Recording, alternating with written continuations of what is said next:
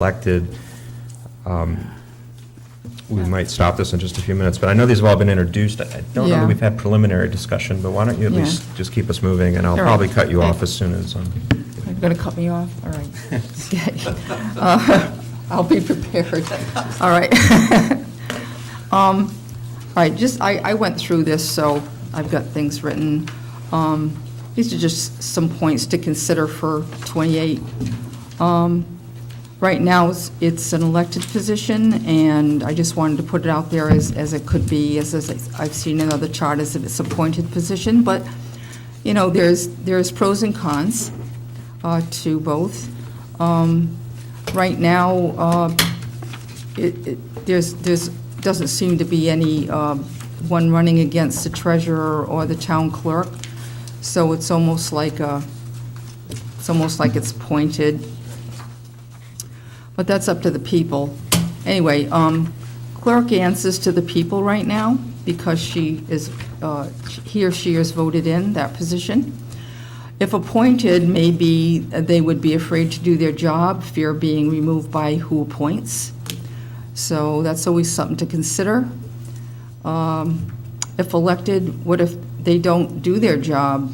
There's not even any description of job duties or the responsibilities, but as far as the person running, there's nothing there saying what the job requirements are. There needs to be something for that. And then it'd have to be removed by recall or you just hope they don't get reelected. You could get someone in a position that doesn't do their job, and then there you are. If they're appointed, well, if they're not doing their job, they can be removed. So like I said, there's pros and cons, and that could be up to the electors to decide, you know, if they want to change how it is right now. That's the same argument for the town treasurer. She answers to the people. He or she, whoever the town treasurer would be. We do have Denise, and she is elected, and other towns have them appointed, so it's just something to consider. Judge of probate, he or she has to run that position every 2 years. I think a 4-year term would be less hectic. Of course, that's to be put out there as maybe a consideration for the public to decide. And also, the municipal court judge, that's an appointed position.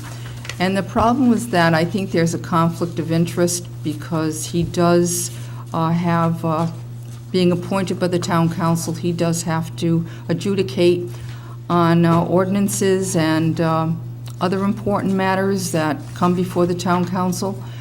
So I was thinking that maybe he should answer to the people also and be elected. And it would be, both of them would be the nonpartisan 4-year term.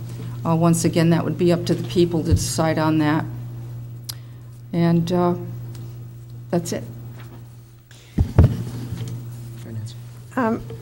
It almost sounds like the same argument you're making to It is. change the municipal court from appointed to elected is so he can answer to the people. Right. But the town clerk and the treasurer also have, the treasurer probably more of fiduciary responsibility, but certainly they both are in a position of the people, town people wanting to feel they're available to everybody.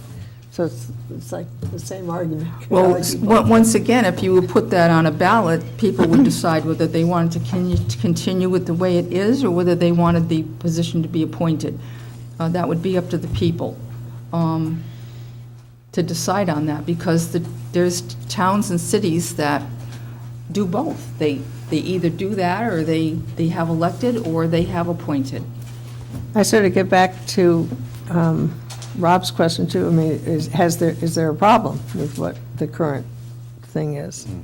Like, what are we trying to solve here? Right. They're always unopposed, and it's almost as if they are appointed, but, But they don't have to be. I mean, well, somebody could- it's just out there if if people want to change it, that's all.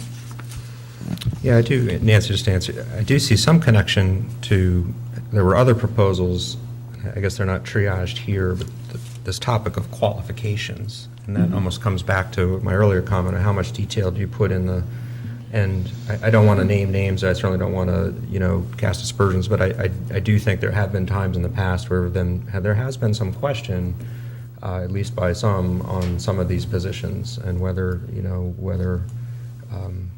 some basic qualifications were, So I just from one voice at 9, I'm not quite sure that it's been all good all the time on all these. Jeff? So I'll just first of all say that the reason that the qualification issue, and I discussed this with Donna in helping to put this agenda together, the reason it's not on here now is because the qualifications, in my view, is that the qualifications follow perhaps in a different path a little bit, depending on if the person's appointed or elected. So that's why I separated out the qualifications until this preliminary decisions are made. Okay, that's the first thing. I think that decision's subordinate to this one. Secondly, on the merits of the case, I feel that the clerk, the treasurer, and the municipal court judge should all be elected. So I would not be in favor of making the clerk and treasurer appointed. And I think the reason is, whether they're opposed or not is a question, but just because they're not opposed doesn't mean necessarily you want to make them appointed, because once they're appointed, as Donna raised, there's a question of do they act differently because they're under the thumb of the council or whoever the appointing body is. So I think that's a huge, whether they're opposed or not, and once they're under that auspice of appointment or reappointment, I think that's a big difference in how the performance of that person occurs. So my personal view on this, and I've thought about this a few times, and it's a pretty quick decision in my mind, is I'm going to support, in the end, that I'm going to say we keep the clerk the way it is, elected, the town treasurer, and very, very important, I also think that the municipal court judge should be elected and not a political appointee. This is a judge. I understand that judges are often appointed, but I really feel that the municipal court judge should also be elected. And finally, my opinion on the 2 to 4 year term, I agree. That person's been in place a long time. There's been very little turnover. I think that makes sense as well. So that's my opinion on all 4, for what it's worth. I just comment too on the probate judge. We did have some conversation about the length of travel of a probate case can often take time, and so in many cases often take time, but a municipal court adjudication on, say, a traffic issue might be a lot shorter than, say, a long-winded estate. There's certainly other long-standing issues, but I do want to, so this is just preliminary discussion, so I don't intend to cut people off. Does anybody have any other quick comments on any of these? Certainly we'll be back to discuss these further and vote on in January. Okay, great. Thank you, Donna, and thank you for everybody's input. So we're going to skip back now to agenda item 5, which is just a general discussion, a little mini session. We've done a few of these on some other topics on the process of labor negotiations, and we reached out, and I very much appreciate that we have our town council president, Denise DiMedeiros, here, as well as the chair of our school committee, Dr. Jerry Larkin. I know, Jerry, thanks for coming. We've seen you before. Of course, Sally Black is also here, who has been, I think, wearing a liaison role. I think I have that right. And really the idea here is, there's no voting. I think, hopefully we can keep this at 30 minutes at the top. But we've had a number of proposals that have been thrown out, which really touch upon labor, I'll call them labor discussions. I can't quite remember if they're all, union labor versus, say, traditional, one-person contracts. I couldn't remember all of them. I'm sure there's not agreement in the room on all of them, but some things such as one that comes to mind is, should labor negotiations be out in the open? And I'm well aware that there's plenty of other authority out there. A lot of the people on this commission have a lot of experience in employment matters, but most of it, I think, is private sector. I think I might be the only one that's been on the council before that has been through it. And what the request was to just have a conversation of some of the things that are different in a municipal setting, in a school setting, than what you're probably used to seeing. So, for example, binding arbitration, which of course you can agree to privately in a contract. Here it's imposed by law. That's a pretty big deal. And that may change some of the views on this. And having said that, so that's really the purpose of this. So feel free to sit, shout from the crowd if we can repeat. This is really the opportunity for all of you to ask people that have been through this about really the process of how this really goes down. I happen to know that Denise has been living and breathing this for one of our labor unions for the last few weeks. So thank you again. I don't quite remember. It might have been you. I don't want to put you on the spot. Who first asked for this? But can I put you on the spot and ask if you have the first question? I'll put you. And then maybe after some initial questions, if you get the sense that you think we're kind of missing a big point, like binding arbitration is one that I want to make sure is here. Just make sure that you jump in with some war stories or anything that you have, and I'll A lot of war stories. So now what am I supposed to do again? That's the first question? If you had one, otherwise. Yeah, okay. Define process of labor negotiations. That's awfully broad. Well, this is, you got. Again, I think, take it from the perspective of someone that hasn't been through this, done a lot of labor work All in the right, private sector, but things are a little different in your shoes. Okay, I'm going to do this off the Excuse me cuff first, now. Could you introduce yourself? I'm Denise DiMaderis, I'm president of the town council. Okay. I don't think we've met at all. No, we haven't. And you're who? Ray Fougere. And I'm Hi, sorry, we should nice to meet you. we should do a round robin, I'm Oh, sorry. it's okay, Yeah. I know mostly Okay. everyone. Richard Brown, Bill Lopes. Nancy Driggs? Rob Coulter, yeah, Ray Fougere. Steve Clark. And Justin great, LeBroy. I apologize, thank you. I'm Jerry Larkin, Chair of the School Committee. Okay, so you want me to explain Yeah, labor the negotiations? process, what's the, Okay, as well- it exists now, I guess. Well, I'll give an example because I'm in the middle of this right now with the fire department. So they asked to open negotiations, and we did. We had 30 days to come to some kind of conclusion or whether or not we would continue with negotiations. I am the representative for the town council.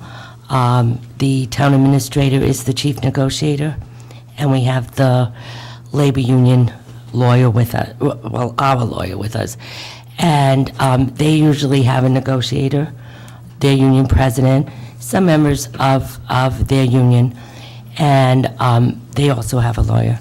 And they give us proposals, and we counter them. And that's what's been going on. Now, I was very involved with school committee negotiations because I was chairman of the school committee. The difference between municipal and school is school has non-binding arbitration. And I've been in arbitrations with the school department, and the two sides have to come to agreement. With us, on the municipal side, it's binding arbitration. What So, does that mean? so say we cannot come to terms. So our final offer and their final offer goes to an arbitrator. Oh. And an arbitrator is assigned by a court. There's three, and there's a neutral arbitrator. There's an arbitrator for our side and an arbitrator for the union side. And they come to some kind of agreement on what is fair. And the union or the municipal side can give our points of view, can give what we've offered and what they've offered, but once they come to a decision, no one can break that decision, which is very different from the school committee side. And I've been on non-binding arbitration over on that side. And that tends to be a lot longer because the arbitrator tries to get some kind of neutral decision. Okay, so that I guess it begs a question now. What would be a reason to go, first of all, to get into labor relations? So someone has to make a request, is that Well, right? Is that how it works? Well, when the contract is due, so, That's on the so, con- yes. so the contract for the fire department expires in June. Okay, so that's why you're in that. So the fire department asked if we start early, and that's what we did. So can anybody who's employed by the town, let's see, request, for labor negotiations, it sounds like it's either job function or salary. Oh, it's much more than that. okay. It's much, much more than that. It's benefits, Well, that's still job, salary. well, Yeah. yeah, I guess so, but a lot of the people in town look at job salary as what percentage of a raise we're giving. Yeah. But it's much more complicated than that. Yeah. It's also insurance, and that's a big, big one. Yeah, oh, okay, but the point is salary doesn't have to be the only thing that you ever, what are some of the other things that you would end up negotiating? Labor, Everything.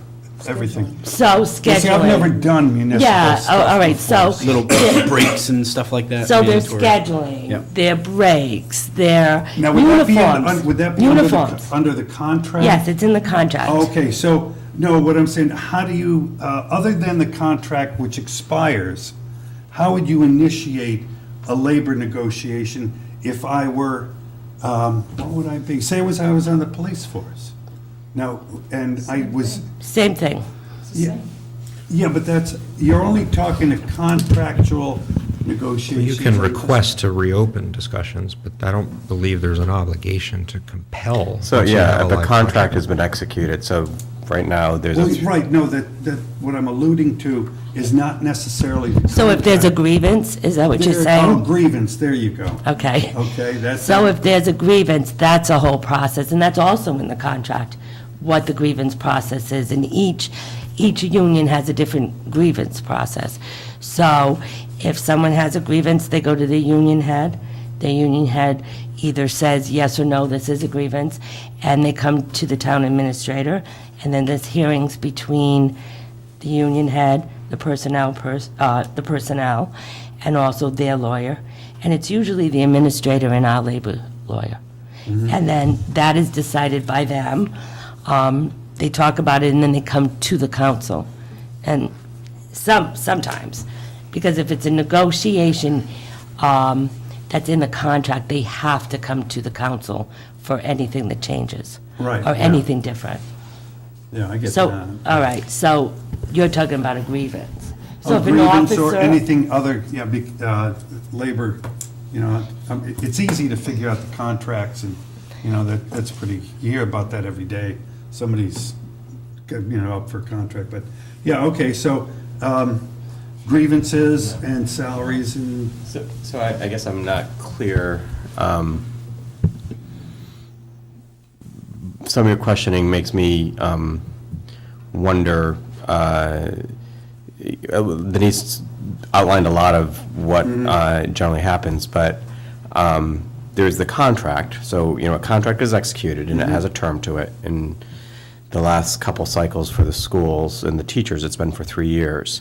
So once the contract is established, it generally isn't going to get reopened unless some extraordinary circumstance. I understand that Okay, all right. perfectly. No, I So, understand that okay. perfectly. Contract's a contract. Right.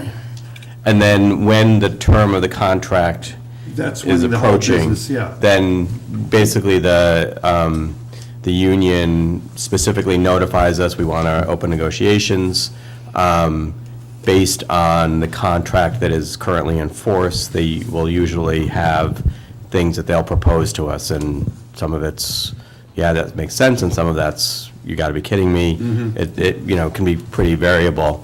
There is, particularly in the schools, I think, a fair amount that it is not benefits or salary driven, but is really work conditions, class sizes, hours, stipends for things that are extracurricular. So there's actually quite a bit of stuff that in some ways is actually probably more in dispute than necessarily the salaries and the benefits. And then, as Denise was saying, a grievance is something different. But the only entity that can open negotiations for the contract, once a new one is, once the one is expiring and a new one is going to be executed, is the collective bargaining unit. So it's not like a group of other teachers could sort of say, hey, we want to have a contract separately. They don't have the standing to do that. They are a recognized, the NEA is a recognized collective bargaining unit, and that's really the only entity that the school district can deal with, and similarly, I think, with the police and the fire. And then there's a separate union for non-professional, well, actually, some of them are professional, but, that are the clerks and the teaching aides and the, other non-teaching support staff.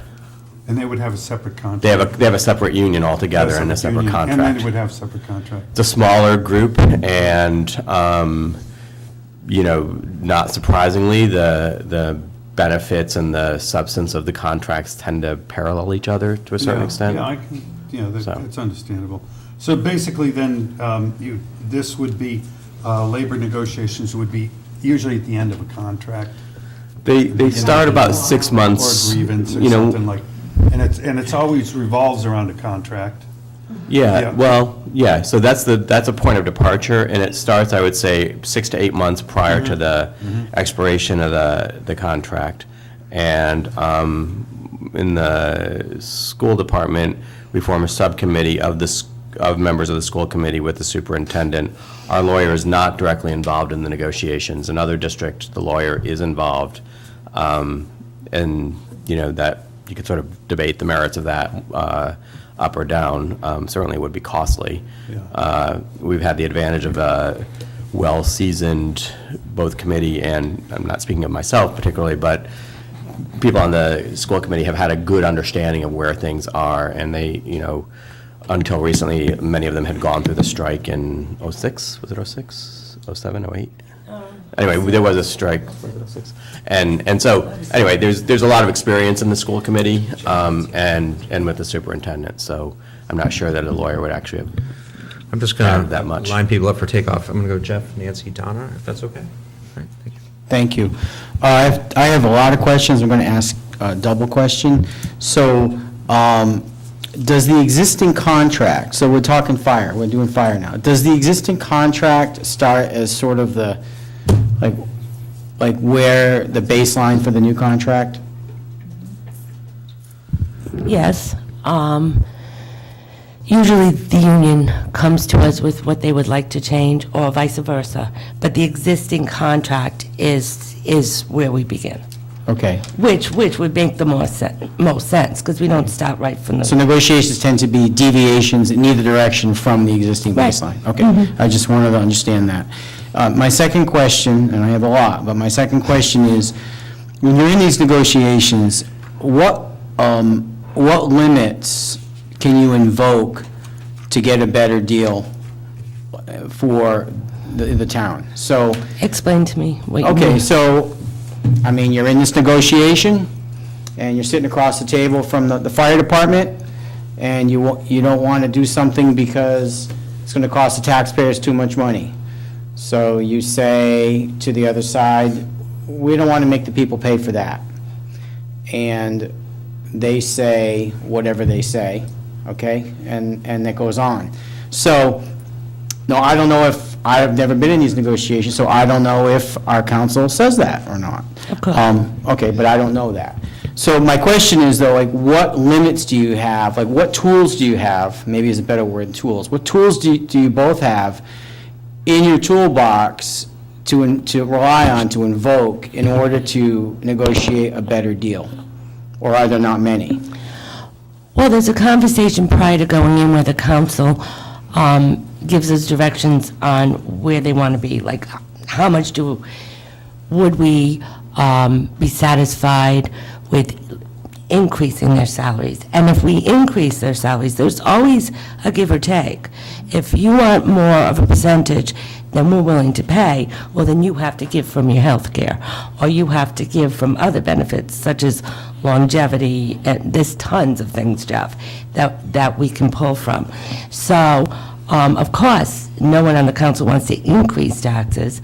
We do recognize that people get raises, but there's a give and take as we go along all the Can I, time. do you mind if I jump in And I to don't potentially answer your know, question? Please do, I'm trying to get into Yeah, it's the been, meat it's of it been a here. few years, but one of the things that I, and this is, these are public comments, but that I tried to advocate for, and I believe there's still work going on, was this concept of a very formal, long-term planning document. And so, and it might have a threshold. So for me, I can't remember what the percentage was, but it might have been a 2% 10-year cumulative average or something like that. But it wasn't just banter and them reading it. The idea was to really adopt this thing, and I don't know that I had said make it an ordinance go that far, but really have it be something with some weight to it, so that when you're in negotiation and you're talking to a binding arbitrator, you could say, look, this is the long-term plan of the town, it's multi-year, and anything that exceeds that is going to cause problems. So that is, to answer your specific question about what tools do our negotiators have in a toolbox, that's one that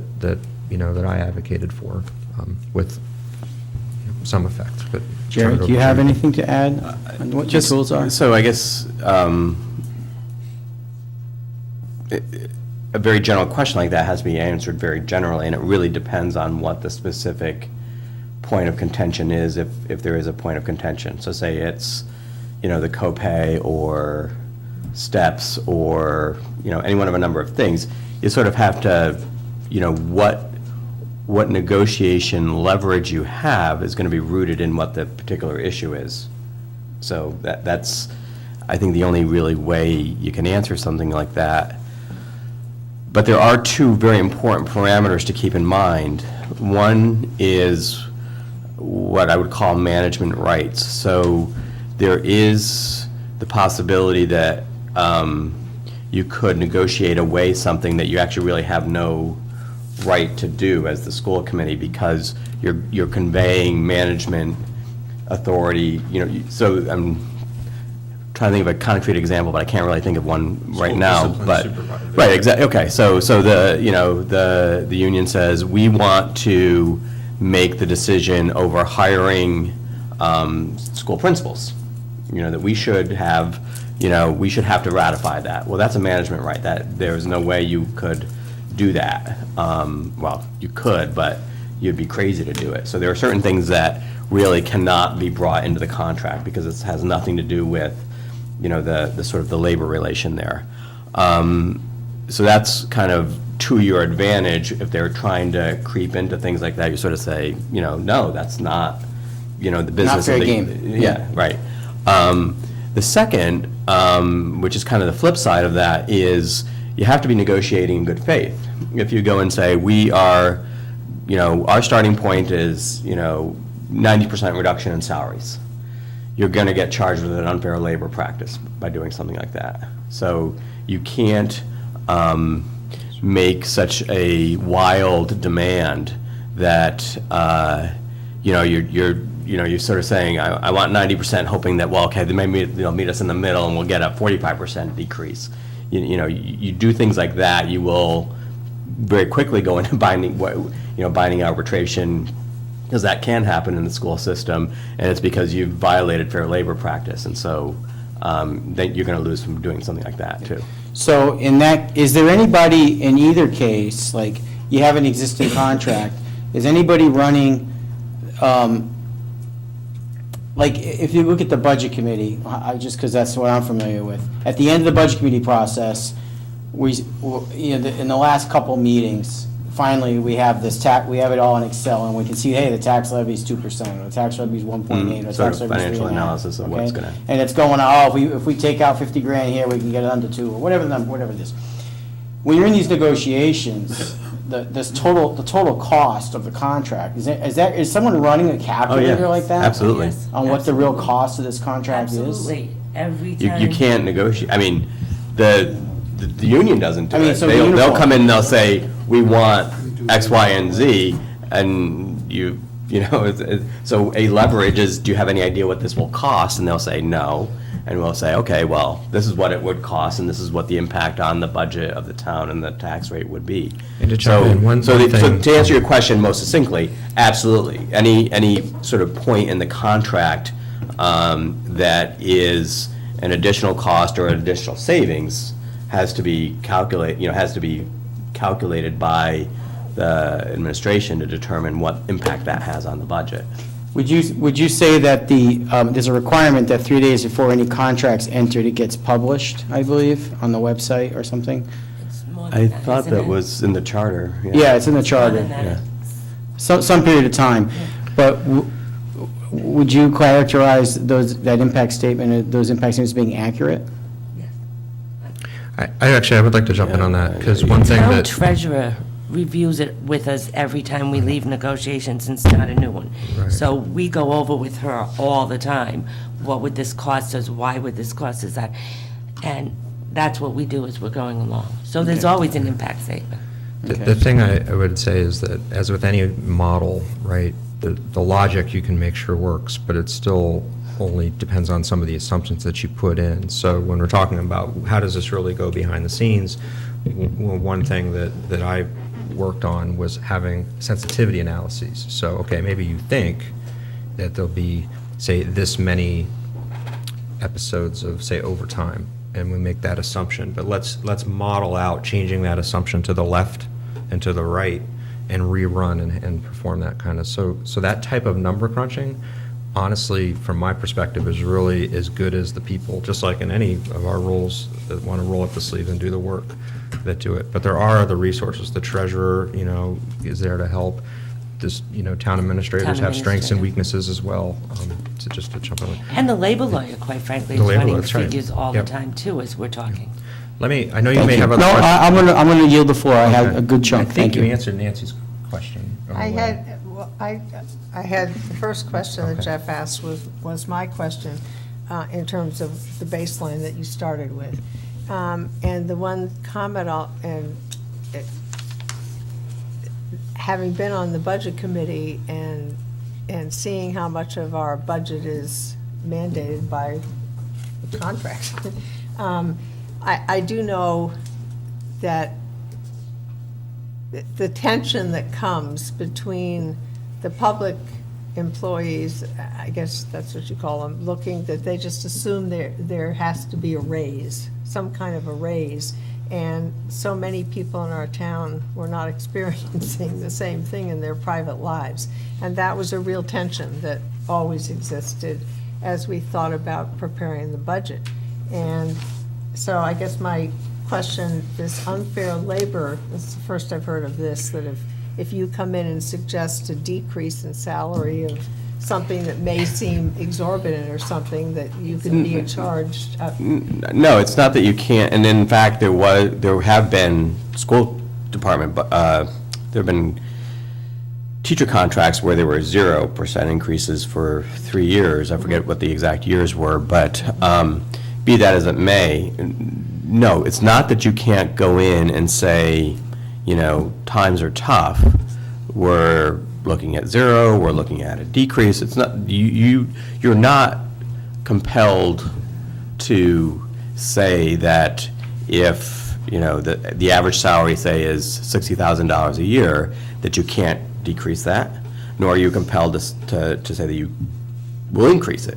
What I'm saying is that if you make a demand and negotiation that is so beyond kind of what a common sense person would make of, say, we no longer want to pay you, we want you to be volunteers. Okay, well, that's an unfair labor practice because you're just using that as an extreme position in order to get them to negotiate down.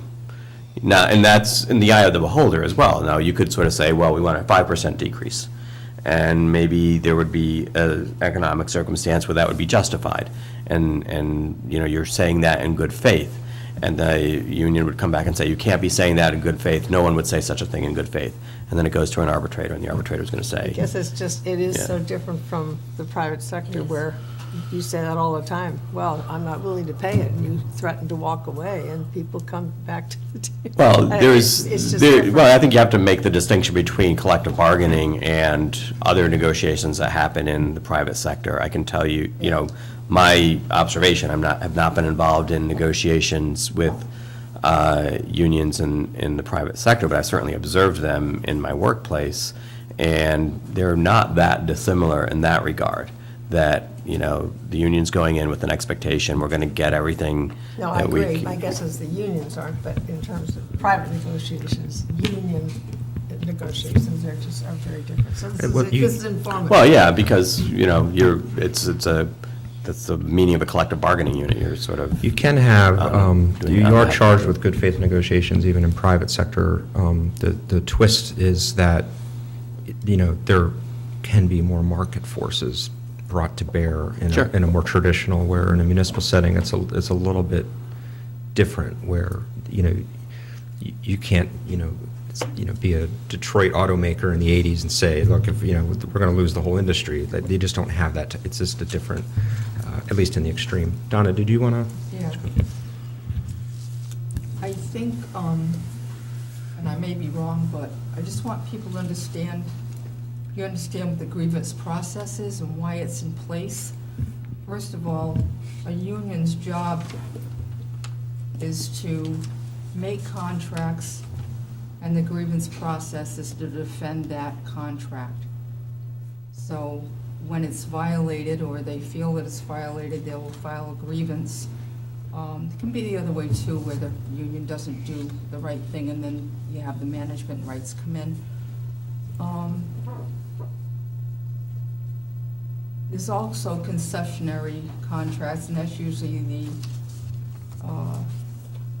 the employer usually is the one that opens that up because they need something. I had that happen in the private sector in the union I was in.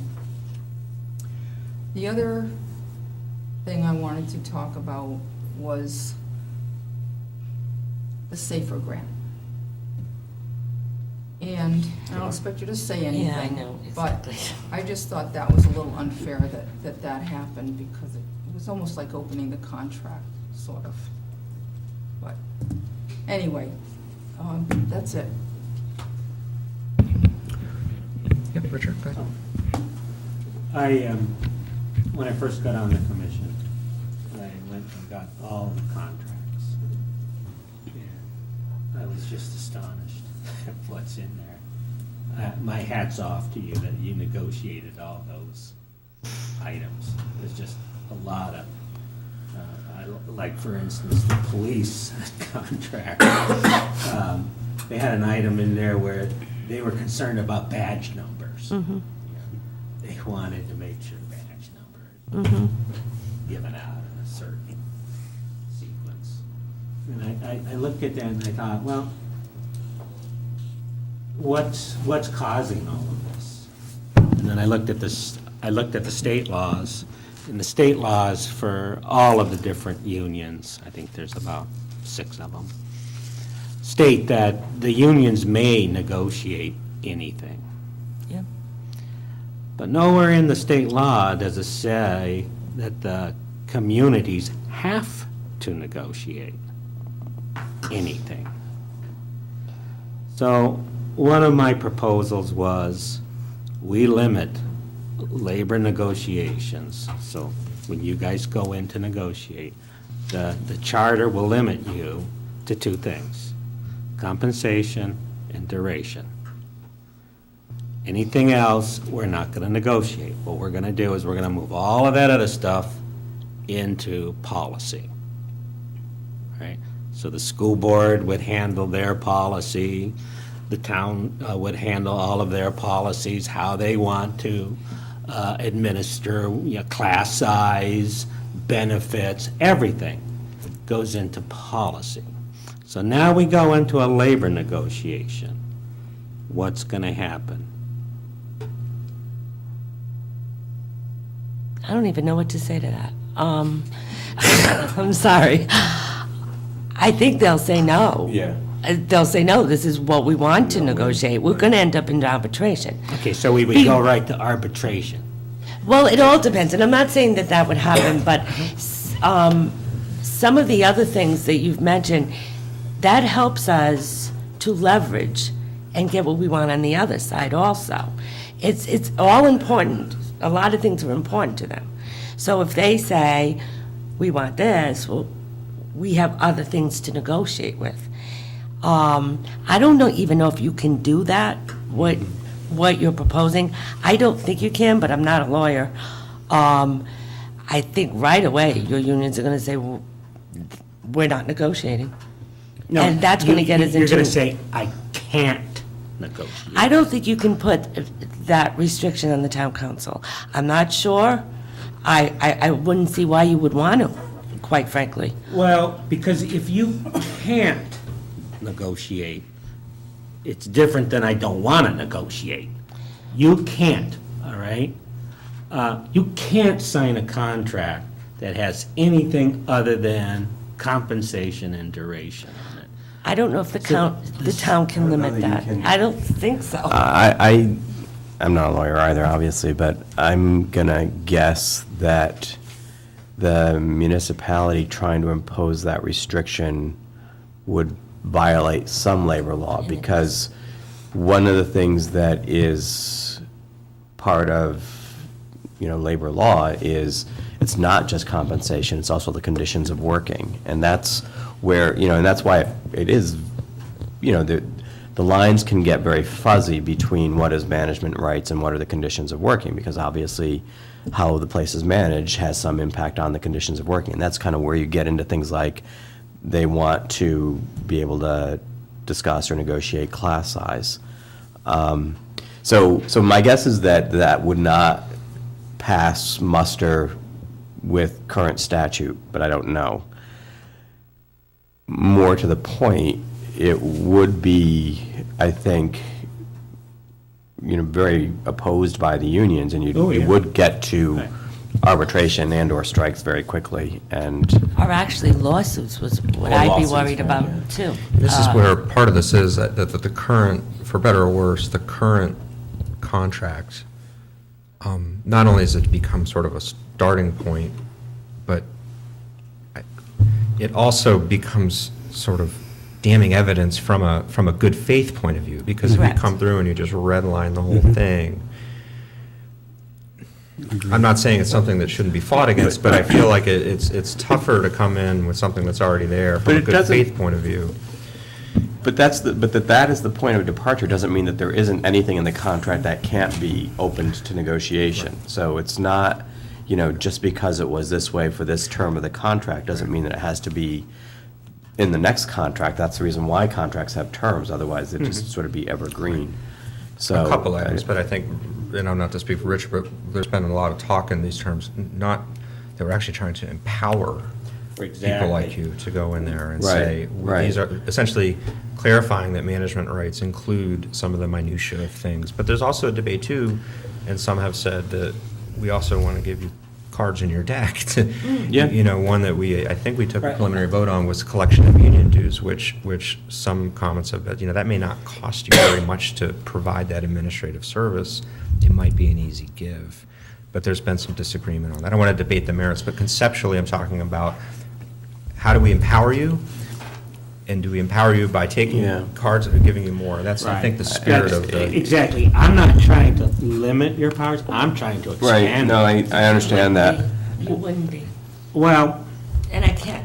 yeah, you see, the Because you're union's taking gonna things come away back from and us that we say, use to "Oh, negotiate." you're taking all this away from me. Oh, no, I don't. Did you see my policy? No, but some of those things are the quid pro quos of how the contract gets worked out. So if you said, I can't, if the school committee cannot say, yes, we'll limit class size to 25, if it's enshrined in the charter what the class size is supposed to be, it takes that, if you take that out of the contract, it's one of the negotiating points that you may be using to get other things. The only other thing I would say in response to that is, for better or worse, Rhode Island is a very pro-labor Oh, yeah. state. And so that's why my sense is that doing things like that is probably going to be a violation of some statute somewhere. I'm not Oh, knowledgeable enough to know. I'm sure it will be. The question is, do we fight for it? If you don't fight for something, you'll never get it. Yeah, I'm not sure I want it. But- So, I don't Oh, know. And you have to weigh the, I think you have to you weigh would the risk. find- Yeah. You have to weigh the risk Madam President, I of, think you would find, you have enormous amounts of power. And one example that I shared that you may already know this, and I may have the town right, but when I've spoken with the solicitor, I mean, there may be a generally applicable state law, and we can change it, but that might get enough attention. And I think it was actually a municipal school case in Johnston where there was a charter that suggested that the town solicitor had to handle labor negotiations for the school department. And that provision was upheld. I don't know if there was a contest or a charter complaint, and then the General Assembly changed the law to now give your committee the power to hire its own independent. So my point is that it can be changed, but that doesn't stop them from coming back. Yeah. So to me, it's not so much what you legally can do, because Right. we can do kind of anything if it was approved, but politically, it may ricochet around in ways that I think we just have to be careful But about. that's a very different proposition, is to decide that you want to be a test case, and then that you have to be very strategic and frankly, very wealthy to do. You have to have the sort of wherewithal to fund the litigation.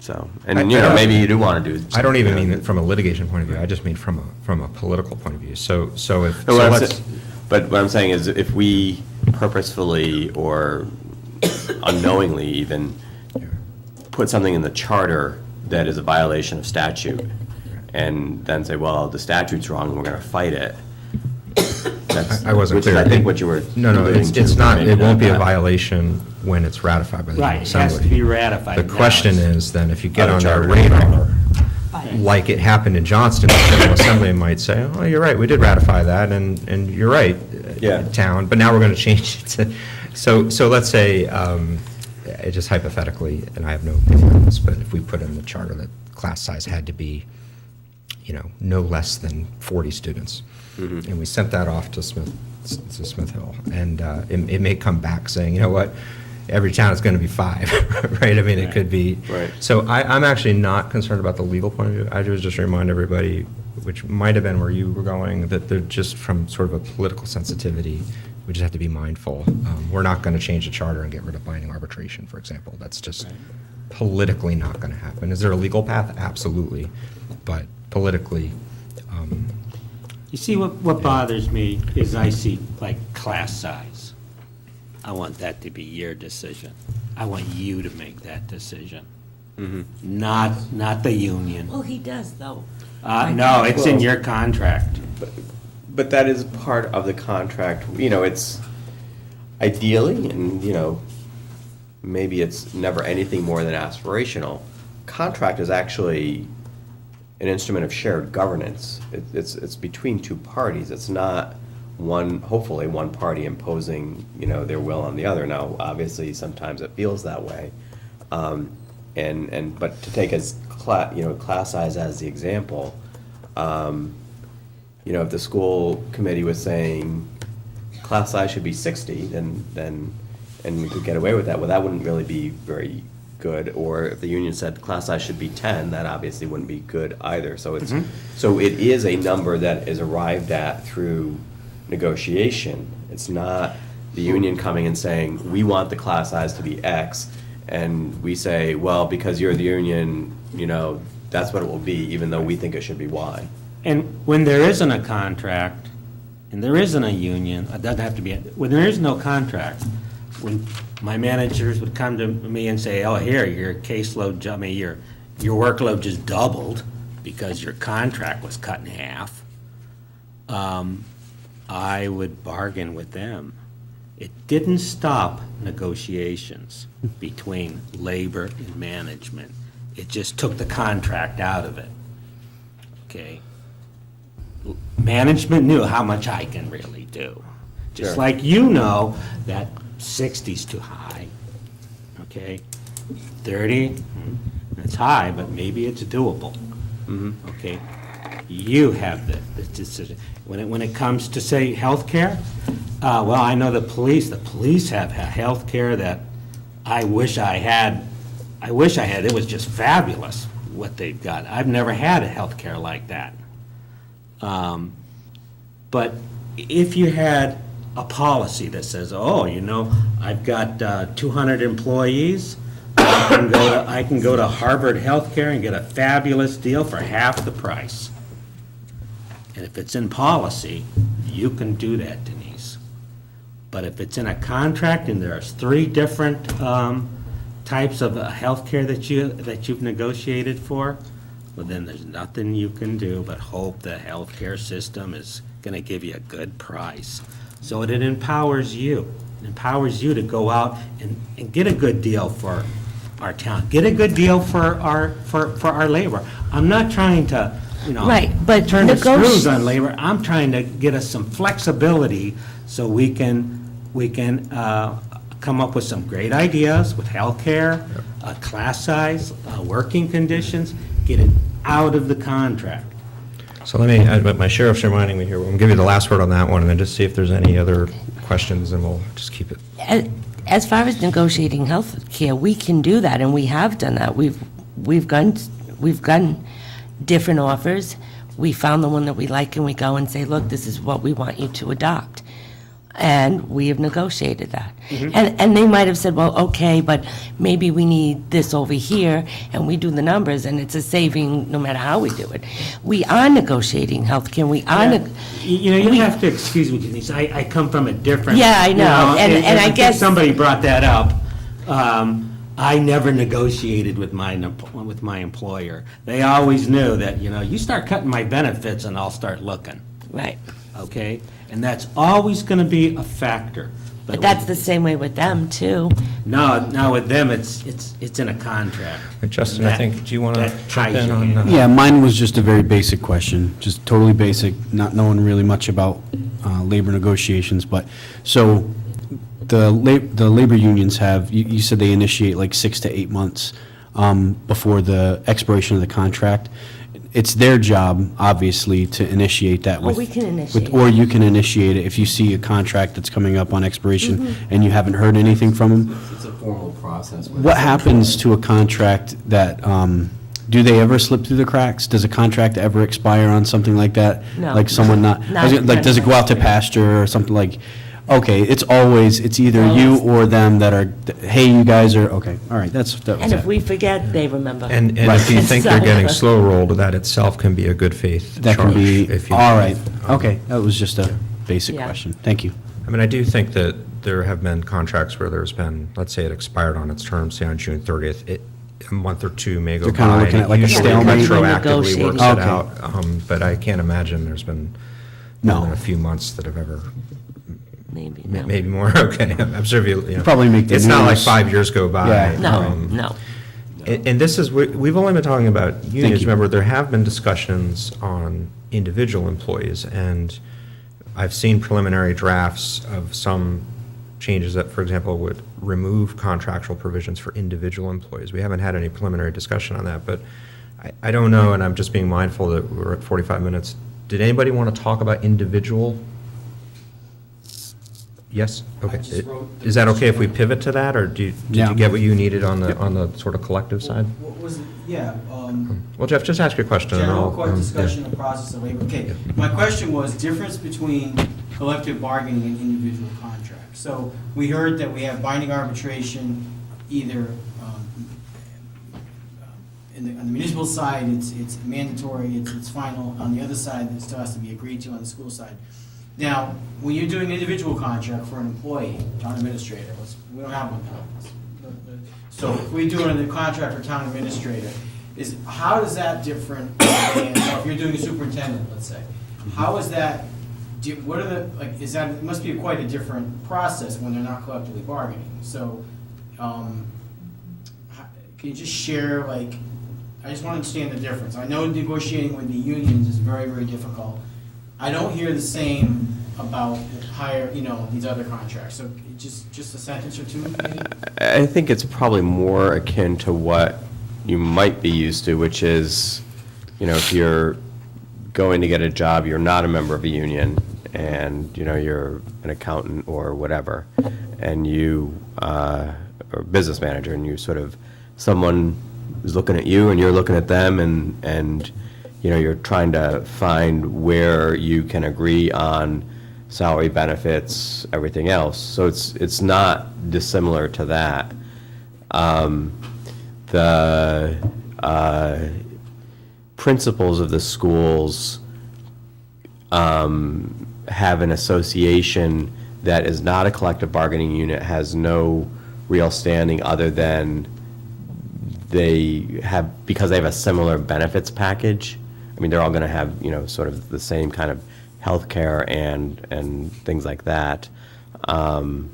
They, as a matter of convenience, we discuss those things with them as a group rather than individuals when they are, already employed and their contract is coming due. But I would say for the superintendent and the other, the other sort of higher management positions, it's not that different from private industry where, it's an individual negotiating on their own behalf or through a lawyer with an employer. But the big threat isn't there of the arbitration. Like, that's not. No, not at all. That's not there. It's very different. No, They're very no. different give and take. And similarly, Okay. frankly, similarly, at the termination of that contract, there is no consequence to the district to sort of say, the contract is up, you are not Next. being renewed, so. But- I think Westport just did that. But also, although I don't feel like I've seen it as much in Rhode Island, you're never going to be able to, if let's say that the entire school force, just walked off the job, right? They do have some tools such as to try to get them to perform, where if it's an individual employee, Oh, yeah. you have more of a real risk of them leaving, and then you have some institutional knowledge turnover. So that is much more like a classic, like you'd have in the private sector, where this person might just leave, and you better have a plan if they do, where sort of practically and legally, it's a little harder for 100 teachers to, I mean, there are other Right. issues and problems to think about, like slowdowns per se, but, so it's not like management has all the cards in an individual, it's much closer to what you're used to dealing in your, more in your executive. Yeah, you don't want them to walk away. No, that was my question. I just Usually. wanted to understand. It's much easier to, Okay, that's important for me to know. It's a much smaller On the number of mission. people. Thank you. Okay, well, it's Christmas time, thank you very much. I'm just counting, I think we have something like 12 or 13, that's over 10% of our proposals touch on this topic, so I know I found this very helpful, I hope we did too. Thank you very much. Very good. We may have one more. Yeah, for- excuse me just for a second. First, I want to thank both of you for sharing with us your knowledge of the labor negotiation practices. And one thing that, however, that I was curious about, and while we learned a lot, and, it was fascinating as a non-labor negotiator, I'm just wondering, have we, is there anything that we should know about that would help either of you or your organizations, respective organizations, consider for a charter item that would help in the future for you to do a better job, for you to be able to provide a stronger position for the town? So it seems like a lot of the information has gone in one direction, and I want to make sure that we don't overlook an opportunity that you might want to share with us. And certainly, Rob, I guess we have time for them to, think about those things and get back to us, so. offhand, I really can't think of anything, but I will go to my town council and ask them if there's anything that they can think of that you could help us with as far as negotiations concerned. Okay, thank you so very much. Jerry? Yeah. Yeah, I guess I would say the same thing. One final thought about enshrining things into the charter is, I think you have to be very circumspect, and in particular, sort of think about what the unintended consequences of doing something like that would be.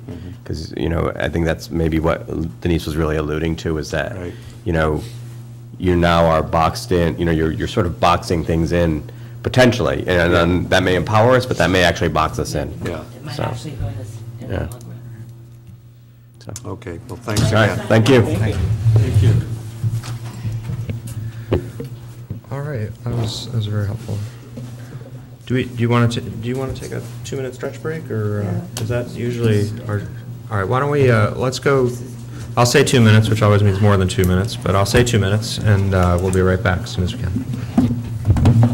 To knock out the admin, and that should still leave us a good amount of time for some more preliminary discussion. I do want to report out, and I was able to just get an update. We do have our town clerk here with us as well, who I'm not sure may or may not be our acting town administrator, or will be.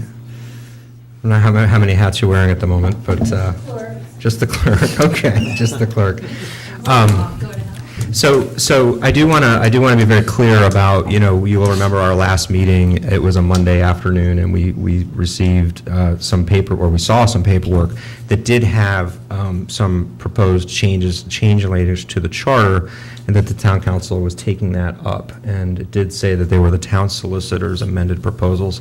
That got several interest from many of us. Donna and Richard and I did file a formal records request. You've received copies of that to make sure that we have a full record of what was there rather than what we just saw. I just spoke with the town clerk and Richard, our secretary, and that request has been fulfilled. So we will make sure that we have circulated everything we have. We think we already have, but we'll be crystal clear. Do you want to add anything to that? Right, the only thing that has to be added here is, we were concerned that the solicitor had amended proposals. And we thought, oh, if there's amended proposals, where are the originals? And we could never get the originals. So we always thought, well, there's something we're missing, So eventually, Nancy and I sat down and we went over the agenda and we said, okay, where's the originals? And I showed her the word amended. And she says, that's a bad word, it shouldn't be amended. But she says, if you saw the minutes, you would see where these proposals originated from. And all it was a discussion that the town council had about eliminating the budget committee and the FTR. So it's a discussion that they are having on record, and I can't remember if it was the president or one of the other council members that decided we need to have the town solicitor formalize these proposals and get them into the next meeting. And that's what it was. The town solicitor took the meeting minutes and formalized the request for, or the proposals to eliminate the FTR and eliminate the budget committee. Right. So there was never a original. Well, the original was when the town solicitor wrote it up. Those were not amended. And to add a little more context here, so what happened was the town council met on November the 6th. The 6th, right. And those minutes from that meeting were not available, and they were just approved a week ago. They just became available. So we had no minutes of that meeting. And then on the the November 15th meeting, which Nancy attended, that meeting was not held for lack of a quorum. And then on the December 6th meeting, there was a quorum, but the council chose not to hold the meeting because the town solicitor was not there.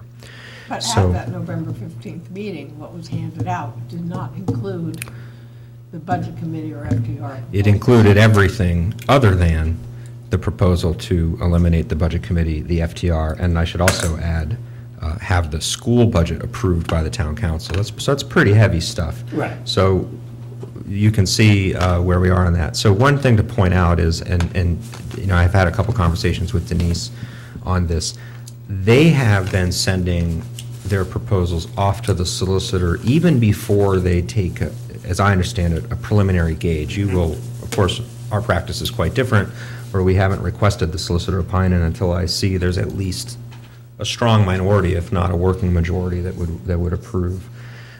So that was sort of the issue there. And part of the concern that I also had, and I'll be very blunt about this, is that we have put 3 formal letters in advising the solicitor of the topic of the items which have been approved.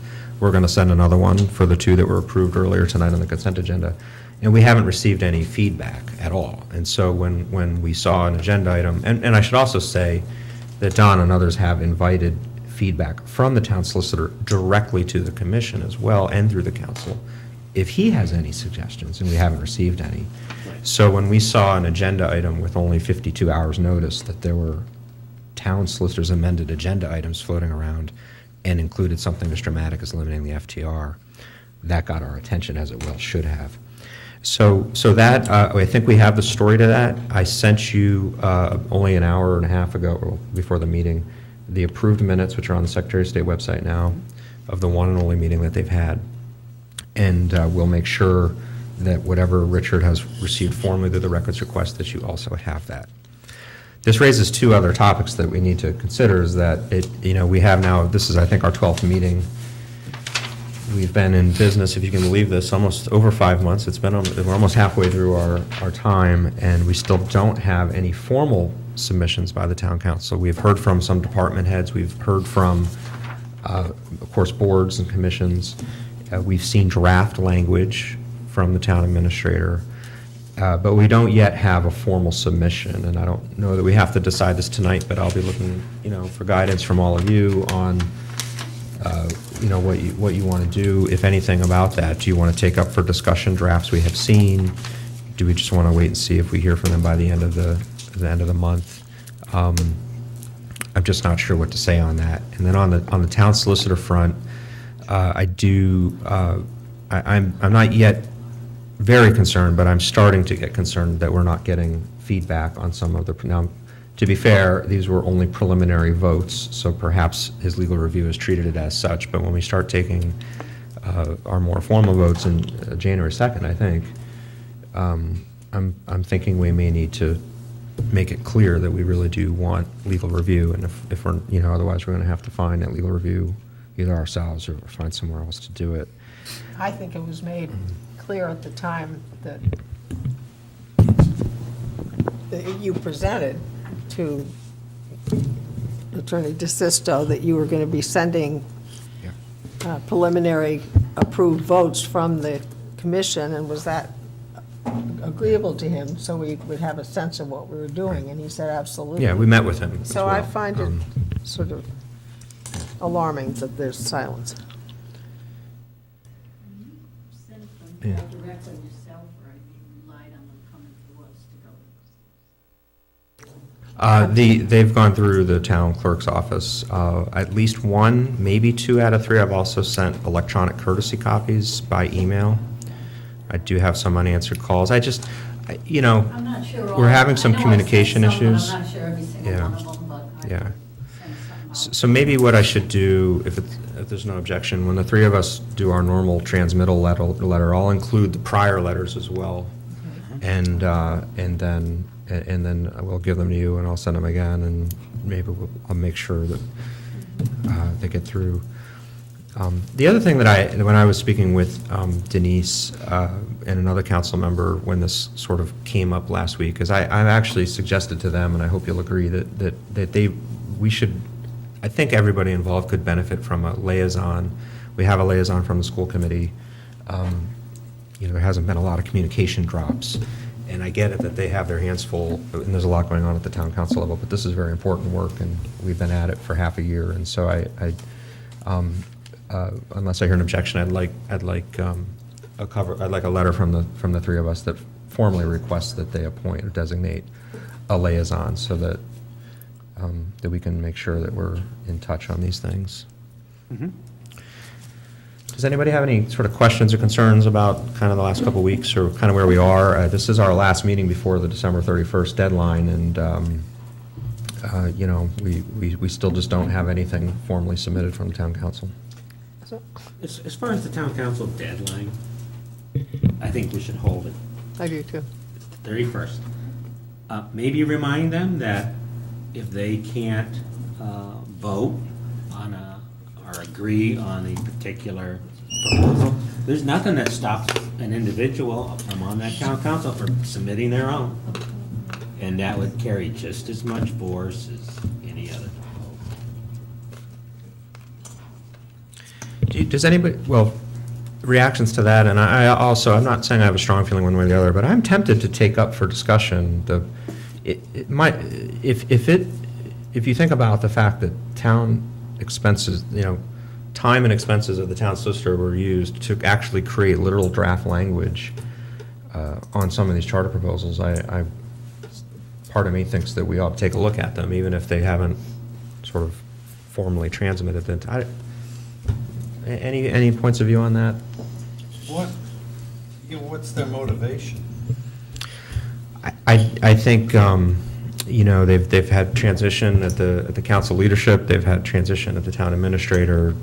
I think it's commonly reported there's an enormous amount of turnover in the ranks of the government, and I think they're just busy. I've been assured that it's nothing more than that, but I am growing increasingly concerned that we're moving into our next phase, and a really great example is some of what we talked about tonight, whether to add more detail to a charter or take away from it. That touches several proposals. It would be great to have dialogue and input with them on. That's just an example. Yeah, we could end up spending a lot of time on certain things, and the town council will go, "Oh, we don't care," Right. and then just say, "Yeah, okay, forget that." And Well, then that would be. We don't want to go down that legal road, I would hope. Right. So. Yeah, go ahead.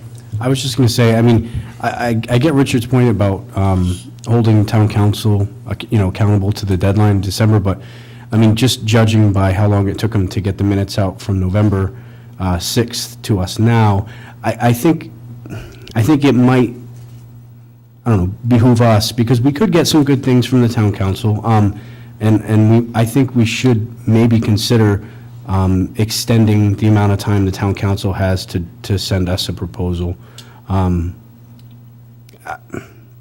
If they're drowning, I mean, maybe we should consider throwing a life raft. Just a suggestion. Jeff? Yeah, Mr. Chairman, this, that's a difficult pill for me to swallow, there was a meeting on November 6th. Then there was lack of a quorum, and there were certain counselors who said, maybe I'll come, maybe I won't. It just seemed, at least to the viewer, that it wasn't taken seriously at all, and it was a pretty darn important meeting to get input to us. And so I actually, in the discussion, made an off-the-cuff comment that,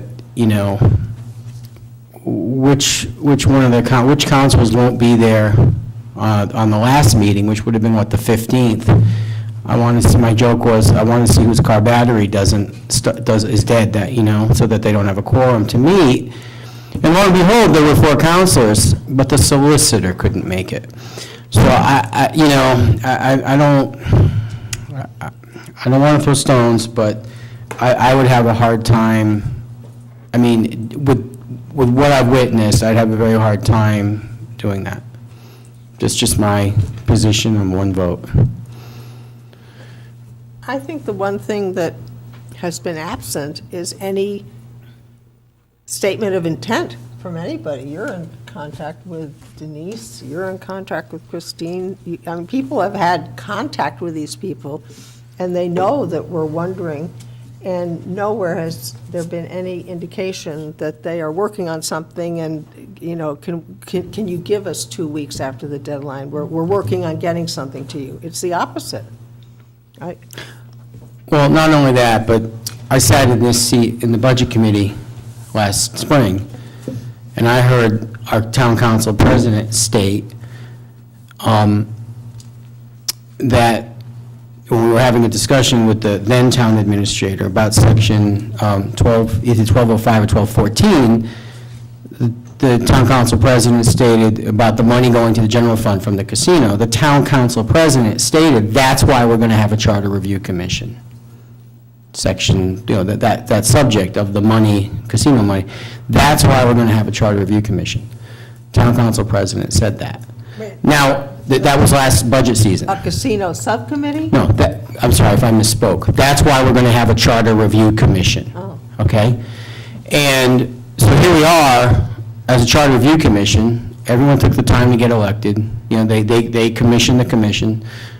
everyone got elected, tons of candidates, lots of effort, lots of money, and now here we are 5 months in, and this all-important topic of Section 12, is it 05 or 14, I can never remember, and we can't get, we're looking for feedback, whatever. Our train's moving, but I'm just, the reason, what I heard that night in that budget committee, the reason what we're having this commission is to address that issue of this casino money. That was, that was the paramount trigger, is what I heard from the council president. And so here we are 5 months in, and we are, it's, we've already stated.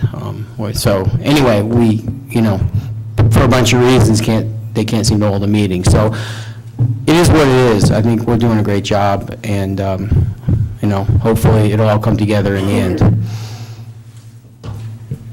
One more thing. No, I'm looking for guidance. I think we do have some concerns, and it's a little unclear if this is a sign of trouble to come, or if it's just people are busy and it's the holiday season. So I'd like your input. Yeah, I'm going to wait for Richard. Yeah, Richard and then Ray. Yep.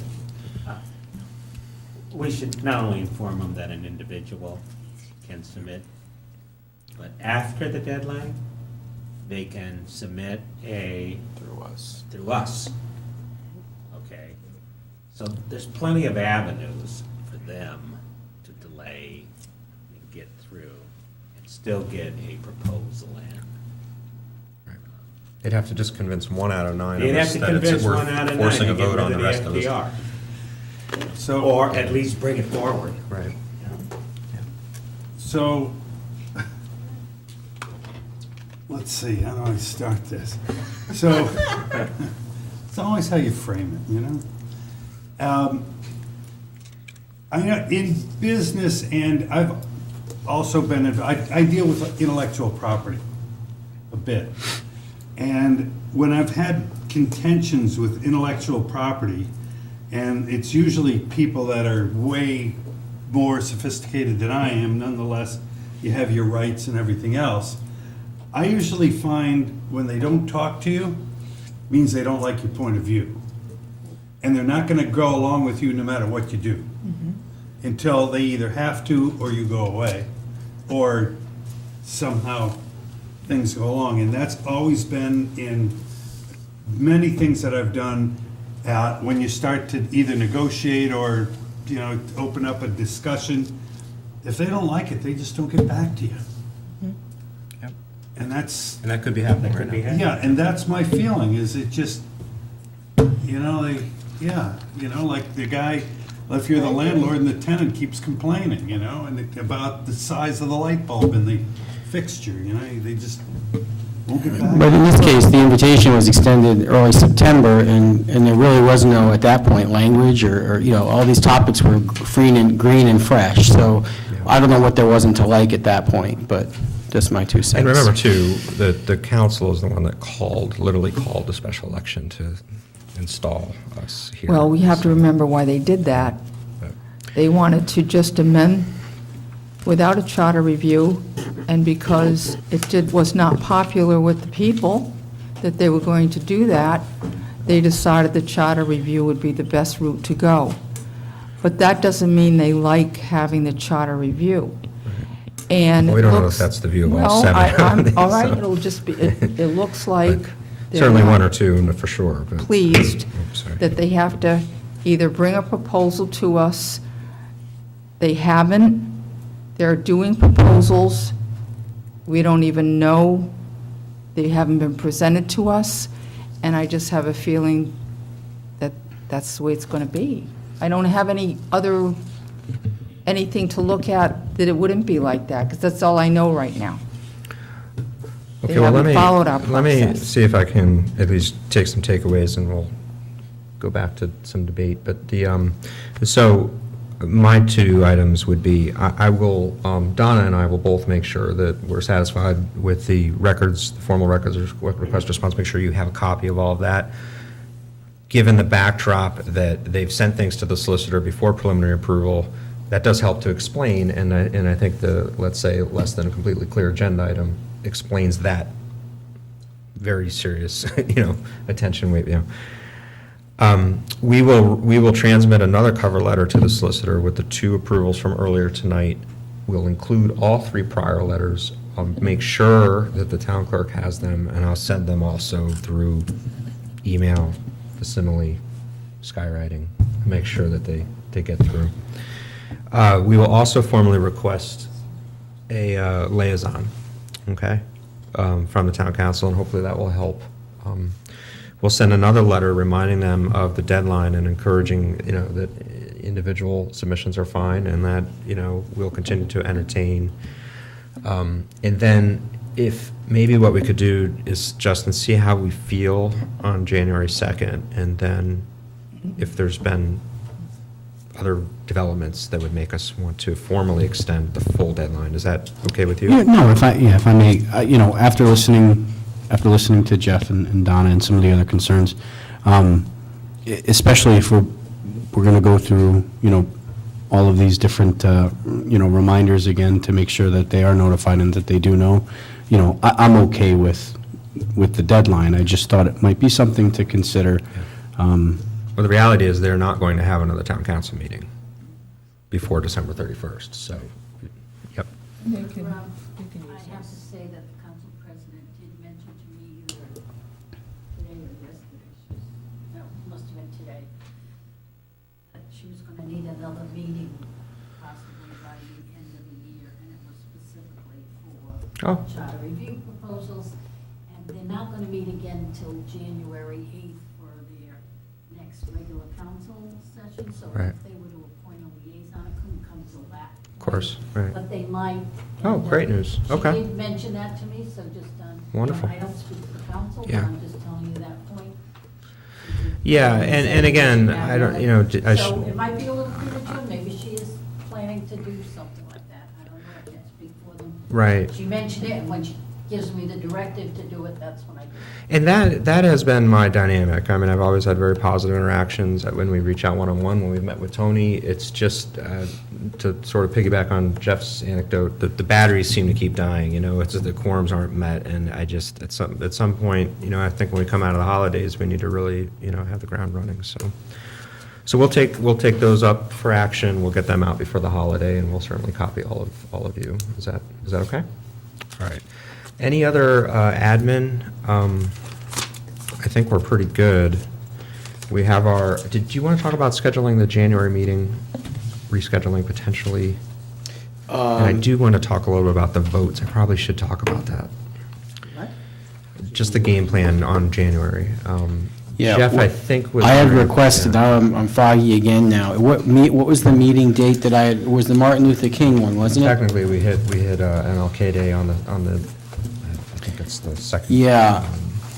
So, 15th, Monday the 15th. yeah, I was trying to stay away from the Monday and the Tuesday, and that's what I was trying to do on MLK. You're okay? I would like to stay away from the Monday and Tuesday night, if possible, on the Martin Luther King. Is that a meeting, Martin Luther King?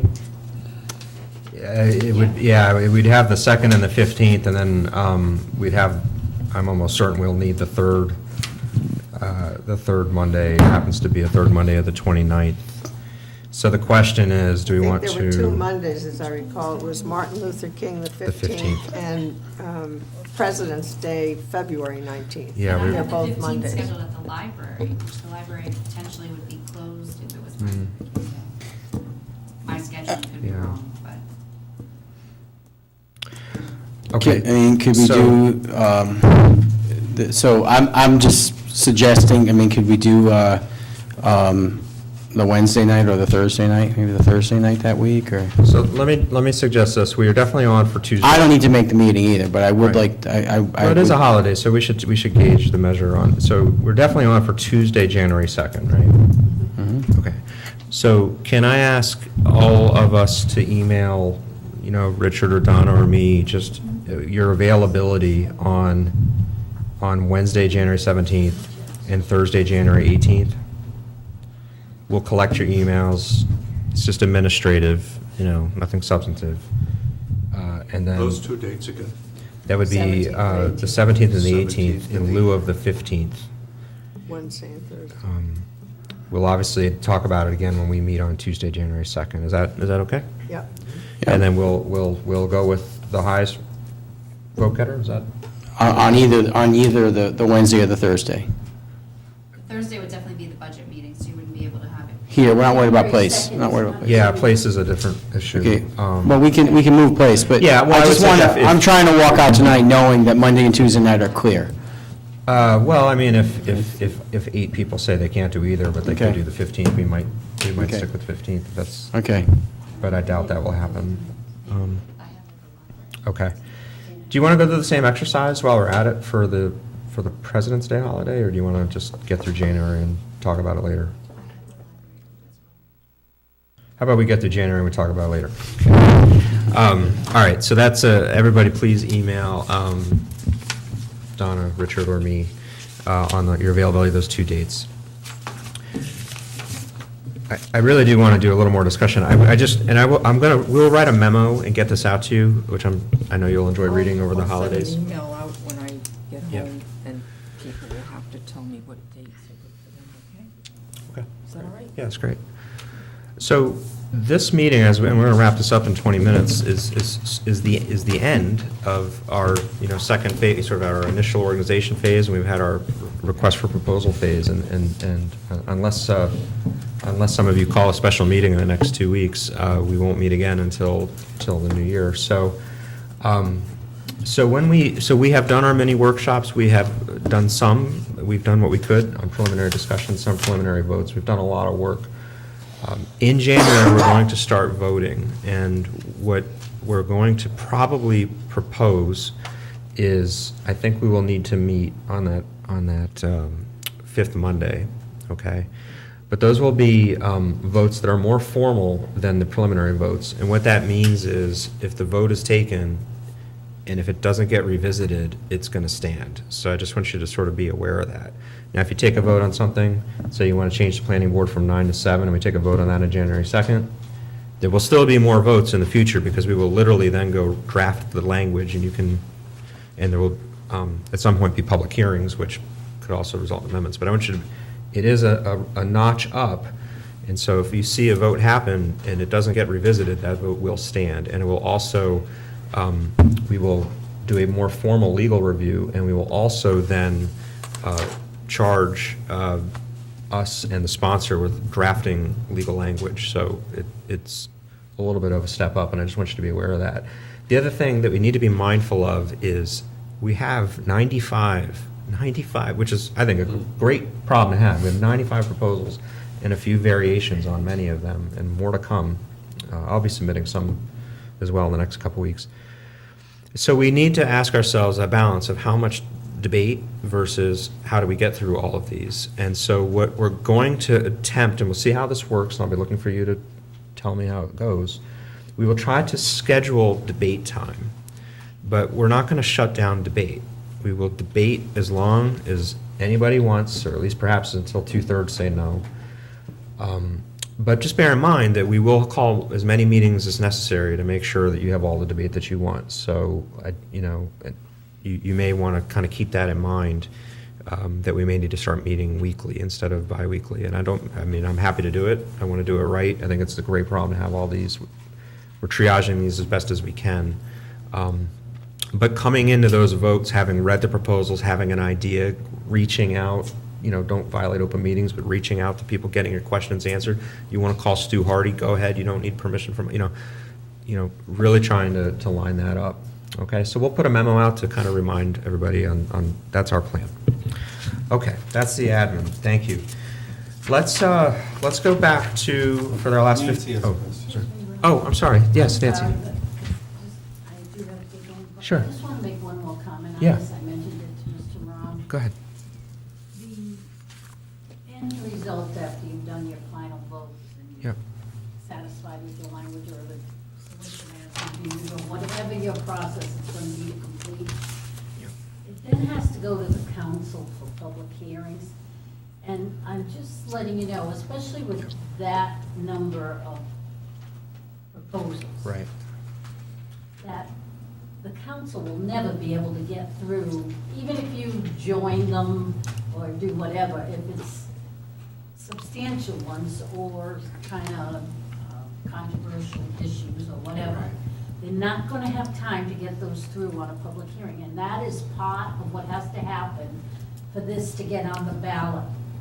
So I would just probably suggest that the ones that are easier, that you group through, that you really, come to a consensus, yes, that's what we want to go forward, that you start to bring some of this stuff to council for public hearings so we can stagger this through, because they're going to be in budget time. I already have problems getting meetings together. They're going to be in budget time. They're going to have added meetings for that, added workshops and stuff. Right. Through April, Yeah. May's the financial town meeting. So I'm just saying, keep that in mind, because you cannot send all this down at once. You'll never get it heard. Right. Another thing we can do is we can hold the public hearings, and so I think we may do that as well. And that way, there's no, just in case batteries start dying and people don't show up, we're going to make sure that we hold those public hearings so that there's no excuse to keep those from going on the ballot. But you're right, and really would make Hold the sense to. public hearing, but I Yeah. think the regulation is such that to get on a ballot, that council has to hold a public hearing as well. Yeah, and my read is anybody can, I think anybody can hold a public hearing, but the literal wording changes of the ballot question have to be approved by the council. So that's, hopefully we'll all be on the same page on this, but I do appreciate it. Reminding you that it's, The point is, it would be good to clear don't wait these. till June to give me all this stuff, because Well, I didn't want to scare anybody, but I mean, I've asked the team here, I've said, what if we tried to take a first round of voting on every single thing that isn't casino-related by the end of January? And I think I joked to Donna, I said, would Ray and Steve and Justin throw me out of the building? But I mean, I think I might have asked Jeff to at least put that down on paper and show me what that looks like. Does that look like 30 seconds of debate, and is it silly? I mean, does it look like 8 meetings? But I'd like the work done with months to spare, so that we don't have any, especially, to be very frank, we've had some problems with some of these dead batteries, so I'm going to keep using that. And I don't want to, so I'd like to hold a public hearing. If they want to hold a public hearing too, then that's great, but I don't want there to be any excuse whatsoever that our work is not put in front of those voters. dates So- to kind of keep in mind is, it's either August 6th or August 8th. I'll check Yeah. with the Secretary of State. But that has to be certified by the Board of Canvas as well Right. and submitted to the Secretary of State to be on a ballot. To be on the general election ballot. To be on the general election, If I they- still have to have it up there. It's Yeah. either August 6th or August 8th, I can't remember which. Yeah. Goes to the Check with Secretary of Secretary State.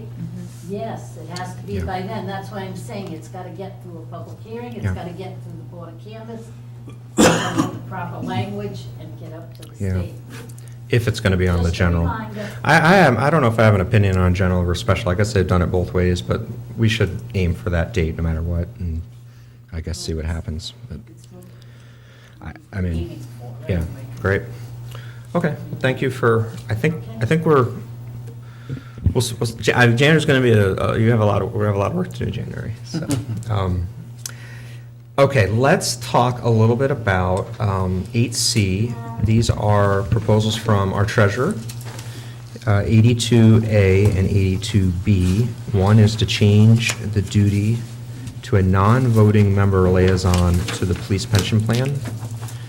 And the other one is to clarify wastewater commission and housing authority language. These are proposal IDs 62A and B. I guess they're on the same sheet, but they're almost two different proposals in a way. Oh, they're different, yeah. It goes to show you that it's not even really 95. I mean, some of these have some subparts, so we have a lot. Any preliminary comments on either of these? Mr. Chairman, I don't have a problem with 62A. I had questions about that, and I came to understand the topic, and I think it's a reasonable request, and I don't have a problem with it. So again, A is the, I guess right now, the treasurer is a voting member on the police pension board. The suggestion would be to make that a staffing role, not a voting role, maybe advisory role. That one would want a legal review, of course, but any, I have no problem with it either. I frankly bought her fiduciary obligation to the taxpayer argument, and that it puts her in an awkward position. okay. Yeah, she should know. I think that should go forward. All right, if they were all that easy. So let's talk a little bit about the wastewater commission. Well, there isn't one. That's easy. It's now the it's a department now, it's not a commission. So it needs to come out. It's just It's clarification. no longer, She writes that it's a separate and distinct entity from the town. no. Which we are not necessarily going to have it in the charter anymore. Does this have any connections to, don't we have a library question similar? Not that I'm That are aware in of. and not inside the town? And Well, that's a standing topic, but in this case, the issue, I believe, if I recall, is that the wastewater, this organization called the Wastewater Commission and Housing Authority was privatized or somehow became its own entity. I think that's where Mr. Bellucci went to.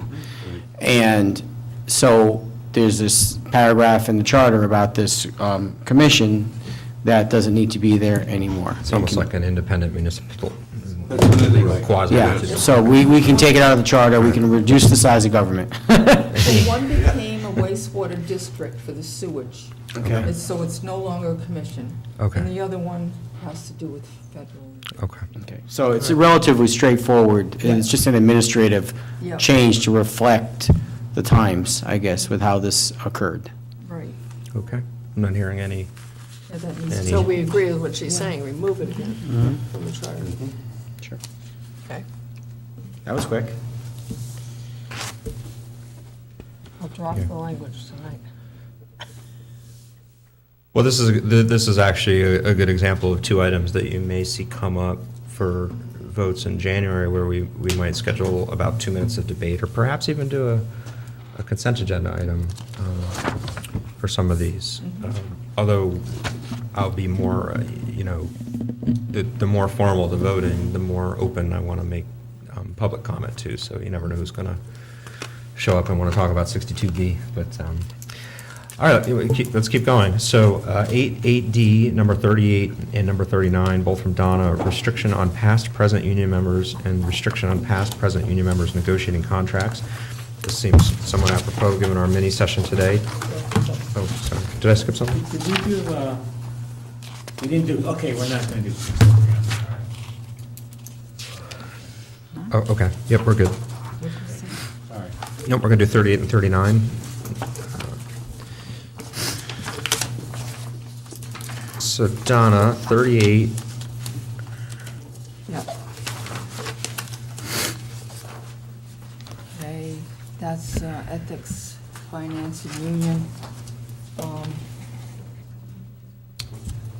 Right, 38, language to ensure that the card-carrying union members present and retired who are not town employees but are members of the same union, different local or different union, from being involved with any financial decisions, voting on budgets, pensions, or for town unionized employees. Code of Ethics, Rhode Island General Laws 36-14-2 definition. 3, business associate means a person joined together with another to achieve a common financial objective, conflict of interest. And this is for 38, so, right now, I've done some homework, and they are allowed to serve on elected positions due to no personal gain, as I'm told, so not in conflict with the interest. But unions don't work that way. Unions work as a global interest. They have an international, or, the top guys, and it comes down to locals, and they all work for a common goal. They don't work separately. As one local gets, maybe negotiates really something great, the other ones then try to make it mainstream. It becomes mainstream. So in that process, it is a personal gain, because then someone from Barrington who works there, who gets it for Tiverton, or financially does something that would benefit the firefighters, could initially benefit themselves at another local. So it is, to me, a personal gain as an associate member. Like I said, if one accomplishes the benefits, then they point to that, and they then try to negotiate it for another. So the other one is, as we'll go to 39. A little bit different. One's on the budgets, and one's negotiations and ethics. One would be actually negotiating on the town side. You're a member of a union and a different local, and you're negotiating with the fact that you belong to the international union. The main union gives the Constitution and bylaws they have to go by at the locals. So it's all really one. It doesn't make any, I don't think it's fair to the town to have someone on the town side with someone that is actually a member of a union, of the same union that would be negotiating for contracts. Like I said, if they negotiate for something that could benefit them in their local, to me, it just makes no sense that this is going on. It is a business associate. That's what they are. And it is a conflict of interest in the bargaining process. I think it's unfair advantage at the bargaining table to the union that the town is negotiating with someone that is actually a member of the same union but a different local. And that's why I put these proposals in. So what you're saying is, Right now, they can redo that. yeah, that's kind of like having some, like the enemy on your staff, That they can, yes, it's always or a friend of the enemy. It's always been, to me, so ethically wrong. I never understood it, but anyway, that's why I put the proposals in. I think it's very, very unfair to the taxpayer. Jeff? I've witnessed it, I agree, it's not good, it's not a good thing. But I want to be the constructionist maybe for just a second, and how would one define, I mean, I know Donna took a stab at it with the language, but I'm just not seeing it yet, how to construct this in terms of limiting that scope. Like, how do you define a retired person? What if, they're just trying to, a retired union person? Well, some of them are getting actual pensions. And then how do you police it too? And these are the two areas, I'm not trying to fight it, I'm just trying to further the idea. As long as a retired person too, I know that you can, if you want to, you can just pay, you can pay your dues and. So there's nothing preventing us from being more restrictive than the ethics laws, true? No, I don't see any reason, subject to, as I was talking about. Everything else, School commission, they could get attention at a state level that maybe we should be worried about it, maybe not. As far as how it would go mechanically, there's no perfect solution, but one that just came to me is, when you, particularly if you're going to have a qualification process, which I'm not sure that we've approved, but you could imagine a self-certification or something that says, before I present myself, some type of disclosure form, like all of us have filled out for the Ethics Commission. You could have a local, and maybe that's another type of qualification. And we haven't really gotten into that, and we've asked similar questions, well, no, you just disclose it, and therefore you'll recuse. So if you were drawing a pension, let's say you're drawing a police pension from the town of Tiverton, you're no longer an active member anymore, then you would add another layer of recusal. I think that's one way you could. Okay, so maybe it's not as, yeah, I just couldn't see You know. that, so maybe it's not as far out as I thought to construct it. It is, I mean, the code of ethics is in the charter, and again, it's that same theme. Like, all of us have to comply with the code of ethics, even though it says that you have to in the charter. And I actually thought about this very issue when we did our formal public records request, because there is the Access to Public Records Act, but our charter also says that records shall be open. So when we submitted our records request, we did it under APRA, but we also did it under the charter, because it's almost like a second requirement. So even if there was some problem with APRA, you have a second source of authority. So I don't see any reason why you couldn't add additional ethical obligations. And it ties in even these qualification issues too. If you're going to require someone to have, say, a four-year degree in business administration or accounting to be the treasurer, you're going to need some certification of that. One of the things the union members do call themselves is brothers and sisters, so they consider themselves a family. So that's another thing to consider. I mean, you can't, you have to recuse yourself if it has to do with a family member. You can't, I used to see Mr. Pelletier get up all the time, and I didn't know what the deal was with that, but it had something to do with police pensions. He would just get up and leave, as a family member. And they consider them family members because they call themselves brothers and sisters. Any other preliminary discussion on these two items?